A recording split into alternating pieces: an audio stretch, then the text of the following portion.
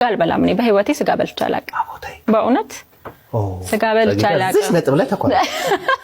እስካሁን ጥሩ ነበራችሁ ቲጂስታ ሳዝኝ ጥሬ ስጋ ትበይ እኔ ምንም ስጋ በልቼ አላውቅም ከተወለድኩ ነው የምልሽ ያም የቄራ ልጅ ሆኜ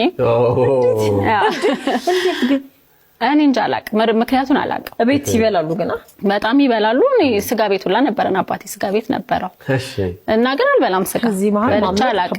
አዎ እውነት ምክንያቱን አላውቅም የምር አሁን ሐሳብ አለሽ የመጀመር ከዝዋል ቀመስኩ የሆነ ጊዜ ግን ምንም አክሰፕት ለማድረግ ከበደኝ ግን እስቲ ሞክራለሁ ቃስ ይያልኩ ሞክሬልሽ ሳልበላ መሞት አልፈልግም ምክንያቱም ነው ወይስ ምንም ነገር ውስጥ ምንም ጥብስ ምንም ስጋ ጨራሽ በልቼ አላውቅም እና እሱ ነው መሰለኝ አይ ቲንክ የጠቀመኝም ስጋ እኮ አይወፍርም እንደው ሲመስለኝ ነው እንጂ ያው ክርክሩስ ሳንገባ